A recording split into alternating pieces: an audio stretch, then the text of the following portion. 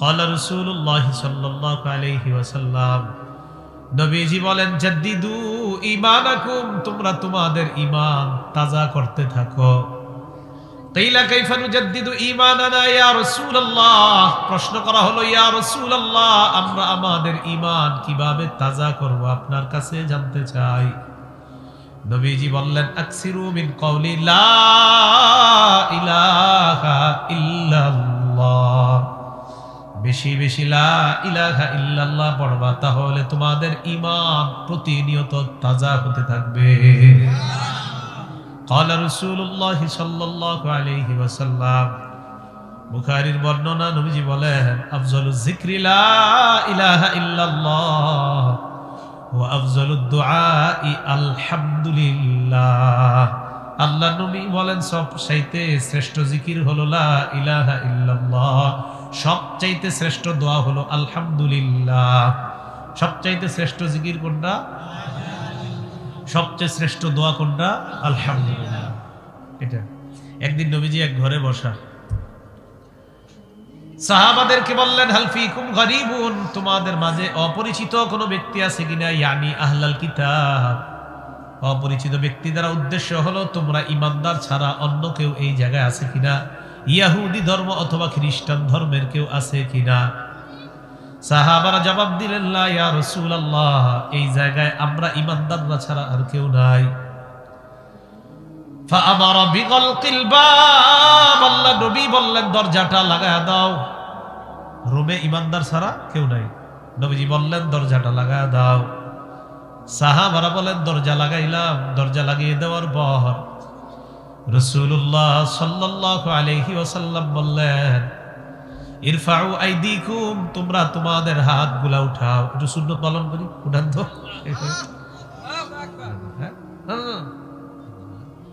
মুরব্বি কষ্ট হবে, এই যে ঠিক আছে। তো ঘটনা হয়েছে, নবীজিও হাত উঠেছে, সাহাবারা হাত উঠেছে, নবীজিও হাত উঠেছে। না পান তাহলে মাঝে মাঝে আপনাদেরকে হাত উঠাইতে বলাটা, এটাও হাদিসে আছে। সুবহানাল্লাহ। তো নবীজিও হাত উঠায় রাখছে, সাহাবারাও হাত উঠায় রাখছে। সাহাবারা বলেন, রফানা আইদিনা, আমরা আমাদের হাত উঠিয়ে রাখলাম। ফাওয়াদাআ ইয়াদাহু, আল্লাহ নবী নিজের হাত মুবারক নামাইলেন। নামানোর পর আল্লাহকে বললেন, আল্লাহুম্মা ইন্নাকা বাআসতানি বিহাযিহিল কালিমা, আল্লাহ আপনি আমাকে এই কালিমাটা দিয়ে পাঠিয়েছেন, লা ইলাহা ইল্লাল্লাহ। মাবুদ, আপনি আমাকে এই কালিমা দিয়ে পাঠিয়েছেন, ওয়া আমারতানি বিহা, আর আমাকে আপনি আদেশ করেছেন এই কালিমার প্রচার যেন আমি করে দেই। ওয়া ওয়া'আদতা আলাইহাল জান্নাহ, এবং ওয়াদা করেছেন আল্লাহ এই কালিমার প্রচার যারা করবে তাকে আপনি জান্নাত দান করবেন। সুবহানাল্লাহ। কি বলছে?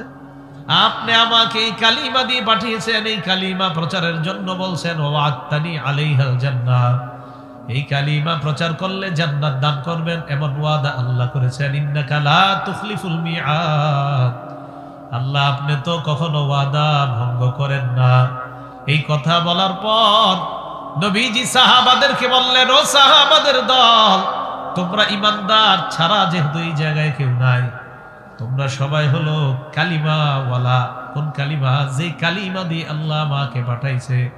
শোনো তোমরা, কদ গফারাল্লাহু লাকুম, আল্লাহ তোমাদেরকে মাফ করে দিয়েছে। সাহাবাদেরকে যে আল্লাহ মাফ করছেন, এটা কোরআনেও আছে, হাদিসেও আছে। কোরআনে আছে সাহাবাদের প্রতি আল্লাহ সন্তুষ্ট, হাদিসে আছে সাহাবাদেরকে আল্লাহ মাফ করে দিয়েছেন। তাহলে এই সাহাবাদেরকে নিয়ে সমালোচনা করা আমাদের দরকার আছে? যাদেরকে আল্লাহ মাফ করে দিয়েছে ওনাদেরকে নিয়ে কোনো কথা বলা, কোনো সমালোচনা আনা, এটা তো আমাদের দরকারই নেই। আমি আপনি তো আমার আপনার আখিরাত নিয়ে ফিকির করা দরকার। আমরা বড় আজীব জাতি, নিজের আখিরাত নিয়ে ফিকির করার সময় নাই। আমি আর আপনি আমিরে মুয়াবিয়া নিয়ে ফিকির আছে। হযরত আলী ওসমান তাদের খেলাফত নিয়ে আমরা ফিকিরে আছি। আরে ভাই, ওনারা জান্নাতি, ওনাদের প্রতি আল্লাহ সন্তুষ্ট, ওনাদের প্রতি নবী সন্তুষ্ট। আমি আপনি ফিকির করা দরকার আমার আপনার মরণের সাথে সাথে হালাত কি হবে। 9টা বড় অপরাধের একটা হলো শিরিক করা। তাহলে শিরিক করা যাবে না। শিরিক করলে ঈমান নষ্ট হয়ে যাবে। ঈমান মজবুত রাখতে হবে, ঈমান নিয়ে কবরে যেতে হবে। এগুলো 1 নাম্বার অপরাধ। দুই নাম্বার ওয়ালা তাউক্কান্না ওয়ালিদাইকা ওয়া ইন আমারাকা আন তাখরুজা মিন আহলিকা ওয়া মালিকা। দুই নাম্বার বড় অপরাধ। অন্য বর্ণনায় আসছে তুমি তোমার মা বাবার নাফরমানি করবা না। তোমার মা বাবা যদি তোমাকে ঘর থেকে বের করে দেয়, সম্পদ থেকে বের করে দেয়।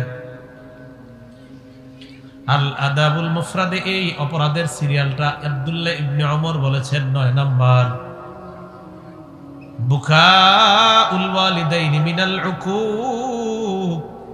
নাফরমানির কারণে, আমার আপনার খারাপ ব্যবহার করার কারণে যদি মা বাবার চোখ দিয়ে পানি আসে, ভয়ঙ্কর 9টা অপরাধের মধ্যে আব্দুল্লাহ ইবনে ওমর এই অপরাধটাকেও গণ্য করেন, বলেন নাউজুবিল্লাহ। আব্দুল্লাহ ইবনে ওমর সিরিয়ালে এটাকে রাখছে 9 নাম্বার। আর মুআজ ইবনে জাবাল রাদিয়াল্লাহু তাআলা মুসনাদ আহমদের 22075 নাম্বার হাদিসের মধ্যে নবীজি ওনারে 10টা ওসিয়ত করছে, এখানে উনি এই বর্ণনাটা অর্থাৎ এই গুনাহটাকে সিরিয়ালে রাখছে 2 নম্বরে। তবে কোরআনের আয়াত দেখলে বোঝা যায় আল্লাহর সাথে শিরিক করার পরেই আল্লাহ মা বাবার গুরুত্ব, কোরআনের বিভিন্ন আয়াতে আল্লাহ মা বাবার কথা দ্বিতীয় স্তরে আনছেন। সূরা বাকারার 83 নম্বর আয়াতে আল্লাহ বলেন وَإِذْ أَخَذْنَا مِيثَاقَ بَنِي إِسْرَائِيلَ لَا تَعْبُدُونَ إِلَّا اللَّهَ وَبِالْوَالِدَيْنِ إِحْسَانًا। আল্লাহ বলেন বনি ইসরাইলের কাছ থেকে আমি অঙ্গীকার নিয়েছিলাম তোমরা আল্লাহ ছাড়া কারো ইবাদত করবা না। 1 নাম্বার। 2 নাম্বার ওয়াবিল ওয়ালিদাইনি ইহসানা, পিতা মাতার প্রতি সৎ আচরণ করবা। 1 নম্বরে বললেন আল্লাহ ছাড়া কারো ইবাদত করবা না। আল্লাহ ছাড়া কারো ইবাদত করা সবচাইতে বড় অপরাধ। 2 নম্বরে বললেন পিতা মাতার প্রতি সৎ আচরণ করবা। পিতা মাতার প্রতি অসৎ আচরণ করা এটা 2 নম্বর সবচাইতে বড় অপরাধ। কোরআনের আয়াত দ্বারা বোঝা যায়। সূরা বনি ইসরাঈলের 23 নম্বর আয়াতে আল্লাহ বলেন وَقَضَى رَبُّكَ أَلَّا تَعْبُدُوا إِلَّا إِيَّاهُ وَبِالْوَالِدَيْنِ إِحْسَانًا। আপনার রব ফয়সালা করেছেন আল্লাহ ছাড়া কারো ইবাদত করবা না এবং পিতা মাতার প্রতি সৎ আচরণ করবা। তাহলে 1 নাম্বার আল্লাহর সাথে শিরিক করা এটা বড় অপরাধ। আর বড় অপরাধের মধ্যে আরেকটা বড় অপরাধ মা বাবার সাথে নাফরমানি করা। আল্লাহ আমাদের সকলকে পিতা মাতার প্রতি অসৎ আচরণ করা থেকে আমাদেরকে বেঁচে থাকার তৌফিক দান করেন। সহিহ বুখারীর 5970 নম্বর হাদিসের বর্ণনা عن عبد الله بن مسعود رضي الله تعالى عنه قال سألت النبي صلى الله عليه وسلم। আব্দুল্লাহ ইবনে মাসউদ রাদিয়াল্লাহু তাআলা আনহুর বর্ণনা, তিনি বলেন আল্লাহর নবীকে আমি প্রশ্ন করলাম আইয়ুল আমালি আহাব্বু ইলাল্লাহ ইয়া রাসূলুল্লাহ। হে আল্লাহর নবী আপনার কাছে জানতে চাই আল্লাহর কাছে সবচেয়ে প্রিয় আমল কোনটা, আল্লাহর কাছে সবচেয়ে পছন্দনীয় আমল কোনটা? নবীজি জবাব দেয় আস-সালাতু আলা ওয়াক্তিহা, সময় মতো নামাজ পড়া। তিনি আবার প্রশ্ন করলেন সুম্মা আইয়ুন ইয়া রাসূলুল্লাহ, এরপর আল্লাহর কাছে সবচেয়ে বড় অপরাধ কোনটা? নবীজি জবাব দিলেন বিররুল ওয়ালিদাইন, পিতা মাতার প্রতি সৎ আচরণ করা। হাদিসটা একটু বুঝেন তো। 1 নম্বরে প্রশ্ন করলাম আল্লাহর কাছে প্রিয় আমল কোনটা? নবীজি বললেন সময় মতো নামাজ পড়া। 2 নম্বরে প্রশ্ন করলাম এরপর আল্লাহর কাছে প্রিয় আমল কোনটা? নবীজি বললেন পিতা মাতার প্রতি সৎ আচরণ করা। মোবাইলে ফোন করলেন, মাকে বললেন আম্মা আপনি কেমন আছেন, খানা খেয়েছেন কিনা, ওষুধগুলা ঠিক মতো খেয়েছেন কিনা, এই যে একটু কথা বললেন সুন্দরভাবে। আল্লাহ নবী বলেন তোমার এই বলাটা আল্লাহর কাছে সবচাইতে পছন্দনীয় আমল হিসাবে গণ্য হয়ে যায়। কারণ প্রশ্ন হয়েছে কি আমল কোনটা সবচেয়ে বেশি প্রিয়। তার মানে পিতা মাতার প্রতি সদাচরণ করা, ভালো ব্যবহার করাটাই একটা ইবাদত। সুবহানাল্লাহ। পিতা মাতার প্রতি ভালো আচরণ করাটাই ইবাদত একটা। তো নবীজিকে প্রশ্ন করলেন হুজুর এরপর কোনটা সবচেয়ে বড় আমল? নবীজি বললেন আল জিহাদু ফি সাবিলিল্লাহ, আল্লাহর রাস্তায় জিহাদ করা। তাহলে এবার উল্টা করেন তো। 1 নাম্বার আল্লাহ ছাড়া কারো ইবাদত না করা। আল্লাহ বলে দিয়েছেন যদি ইবাদত করা হয় কারো শিরিক। দুই নম্বরে আল্লাহ বললেন পিতা মাতার প্রতি সদাচরণ করা, যদি অসদাচরণ করা হয় তাহলে এটা নাফরমানি, এটা হয়ে যাবে কবিরা গুনাহ। বুখারীর 5971 নম্বর হাদিসের বর্ণনা, عن أبي هريرة رضي الله تعالى عنه قال جاء رجل إلى رسول الله صلى الله عليه وسلم। আবু হুরায়রা রাদিয়াল্লাহু তাআলা আনহুর বর্ণনা, এক ব্যক্তি আল্লাহর রাসূলের কাছে আসলেন, আসার পর নবীজিকে প্রশ্ন করলেন, মান আহাক্কুন নাস বিহুসনি সাহাবাতি ইয়া রাসূলুল্লাহ। হে আল্লাহর রাসূল, আপনার কাছে জানতে চাই পৃথিবীর মধ্যে সবচাইতে ভালো আচরণ পাওয়ার যোগ্য কে? আমি কার সাথে সবচাইতে ভালো আচরণ করব হুজুর, আপনার কাছে জানতে চাই। নবীজি বললেন, উম্মুকা, তোমার মা। তিনি আবার প্রশ্ন করলেন, সুম্মা আইয়ুন, হুজুরের পর কে? নবীজি বললেন, উম্মুকা, তোমার মা। তিনি আবার প্রশ্ন করলেন, সুম্মা আইয়ুনের পর কে? নবীজি বললেন, উম্মুকা, তোমার মা। তিনি আবার প্রশ্ন করলেন, সুম্মা আইয়ুনের পর কে? নবীজি বললেন, সুম্মা আবুকা, এরপর তোমার বাবা। বলেন তো মায়ের কথা কয়বার? মায়ের কথা 3 বার। কেন? কারণ মা এমন 3টা কষ্ট পায়, যেই 3টা কষ্ট বাবা কখনো পায় না। 1 নাম্বার, হামালাতহু উম্মুহু কুরহা, মা সন্তানকে পেটে ধারণ করার কষ্ট পায়, দুনিয়ার কোনো বাবা এই কষ্টটা পায় না। 2 নাম্বার, ওয়াদাতহু কুরহা, মা সন্তানকে প্রসব করার কষ্ট পায়, দুনিয়ার কোনো বাবা সন্তান প্রসব করার কষ্ট পায় না। 3 নাম্বার, ওয়া হামলুহু ওয়া ফিসালুহু 30 শাহরা, মা সন্তানকে দুধ পান করার কষ্ট পায়, এই কষ্ট বাবা কখনো পায় না। রাত 1টা, 1:30, 2টা, 2:30, 3টা বাচ্চা যখন কান্না করে মা তখনই দুধ পান করায়, এই কষ্ট কখনো বাবার সহ্য করতে হয় না, ঠিক না? উল্টা মাঝে মাঝে বিরক্ত হয়ে বাবা পাশের রুমে গিয়ে ঘুমায়, এটাই সত্যি। এতবার কান্না করলে ঘুম ভেঙে যায়। অবশ্যই বাবার আবার দায়িত্ব আছে, সকালে উঠে অফিসে যেতে হবে, কাজ আছে, মাদ্রাসায় যেতে হবে, স্কুলে যেতে হবে, পড়াইতে হবে, বাজারে যেতে হবে, দোকানদারি করতে হবে। বাবারও ঘুম দরকার, কারণ বাবা যদি সঠিক মতো না ঘুমায় তাহলে পরিবারের জীবিকা নির্বাহ আবার কে করবে? বাবা তো বাহিরের কাজ দেখতে হবে। তো যে বিষয়টা বললাম, 3টা কষ্ট মা পায়, যে 3 কষ্ট বাবা কখনো পায় না। তাই নবীজি বললেন মা, মা, মা, এরপরে বললেন বাবা, কারণ মা এমন 3 কষ্ট পায় যা দুনিয়ার কেউ পায় না। তাই নবী মায়ের কথা 3 বার বলেন। সহিহ বুখারীর বর্ণনা, 5972 নম্বর হাদিসের বর্ণনা, عن عبد الله بن عمرو رضي الله تعالى عنه قال قال رجل للنبي صلى الله عليه وسلم। এক ব্যক্তি আল্লাহ রাসূলকে প্রশ্ন করলেন, ইয়া রাসূলুল্লাহ, উজাহিদু, আমি জিহাদের ময়দানে যাইতে চাই, আপনার অনুমতি চাই, আমি জিহাদে যাব। নবীজি বললেন, ইরজি, বাসায় যাও। কোথায় যাও? বাসায় যাও। আলাকা আবাওয়া, তোমার পিতা মাতা জিন্দা আছেনি? ওই ব্যক্তি জবাব দিলেন, জি হুজুর, আমার পিতা মাতা জীবিত আছে। নবীজি বললেন, ফাফিহিমা ফাজাহিদ, যাও পিতা মাতার সেবা করার মাধ্যমে জিহাদ করো। তুমি যদি পিতা মাতার সেবা করো, জিহাদের সওয়াব আল্লাহ তোমাকে দিয়ে দিবে।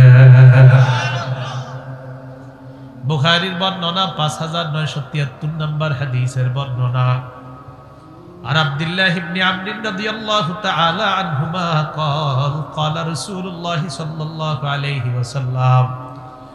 নবীজি বলেন,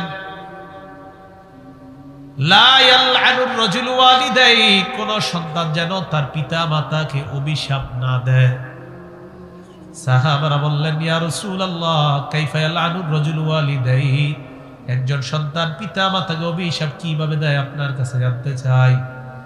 নবীজি বললেন, ইয়াসুব্বুর রাজুলু আবার রাজুল ফায়াসুব্বু আবাহু ওয়া ইয়াসুব্বু উম্মা, কোন ব্যক্তি তার পিতাকে গালি দেয়, উল্টা ওই ব্যক্তি তোমার পিতাকে গালি দেয়, তুমি আরেকজনের মাকে গালি দিলা, উল্টা তোমার মাকে গালি দিলা।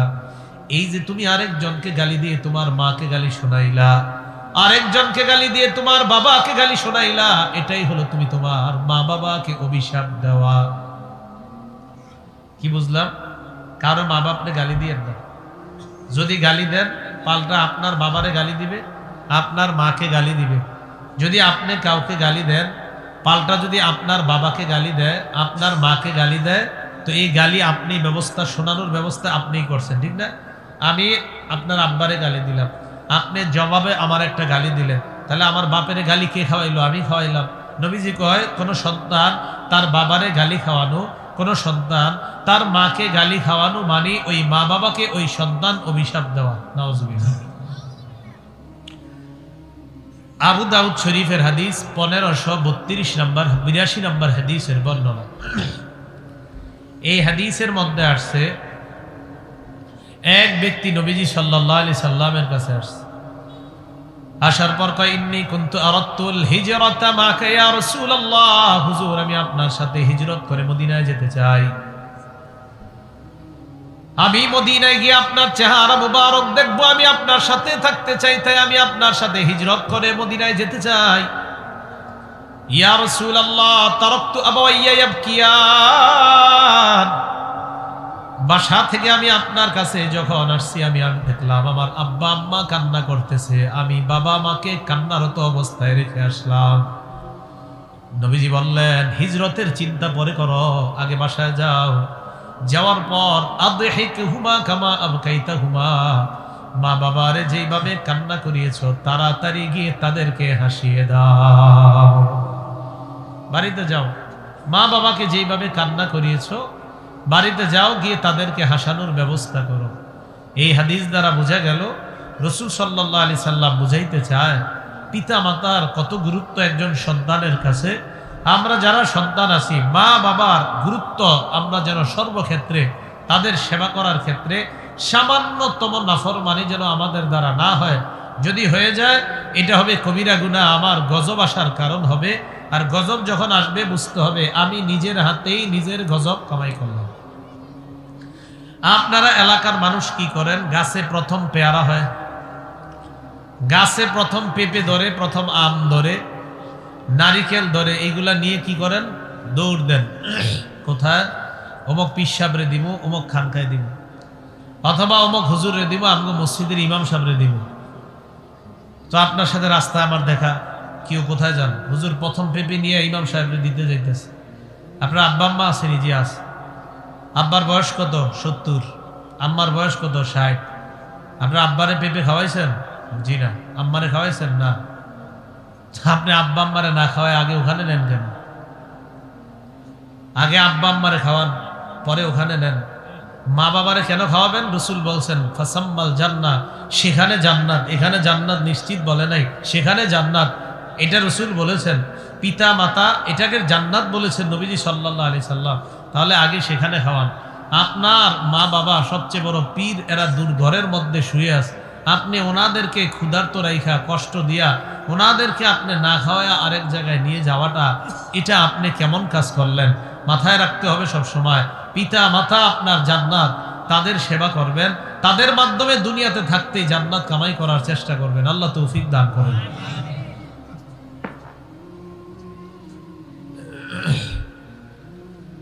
তো যাই হোক, রাসূলুল্লাহ সাল্লাল্লাহু আলাইহি সাল্লামের একজন সাহাবী মুআবিয়া ইবনে জাহিমা রাদিয়াল্লাহু তাআলা,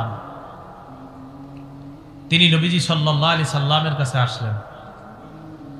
আসার পর বললেন, ইয়া রাসূলুল্লাহ ইন্নী কুনতু আরাদতুল জিহাদা মাকা ইয়া রাসূলুল্লাহ। নবীজিকে বললেন, ইয়া রাসূলুল্লাহ আমি আপনার পাশে থেকে জিহাদের ময়দানে থাকতে চাই, আমি আপনার পাশে থেকে লড়াই করতে চাই। আবতাগি বিযালিকা ওয়াজহাল্লাহ ওয়াদ দারাল আখিরাহ। ইকু দিবেন না, ইকু সামান্য দিবেন না। আমি আপনার পাশে থেকে লড়াই করতে চাই, জিহাদের ময়দানে আপনার আশেপাশে থেকে লড়াই করতে চাই। আমি এর মাধ্যমে আল্লাহর সন্তুষ্টি এবং আখিরাতের সন্তুষ্টি চাই। আল্লাহ নবী বললেন, আহাইয়াতুন উম্মুকা, তোমার মা জিন্দা আছে কিনা? সাহাবী জবাব দিলেন, ইয়া রাসূলুল্লাহ আমার আম্মা জিন্দা আছে। নবীজি বললেন, ইরজি ফাবাররাহা, বাসায় যাও, মায়ের সেবা করো। এই সাহাবী বলেন, আমি আবার নবীর আরেক পাশ দিয়ে গেলাম, যাওয়ার পর বললাম, আমি আপনার সাথে জিহাদের ময়দানে থেকে লড়াই করতে চাই, আল্লাহ চাই, আখিরাত চাই।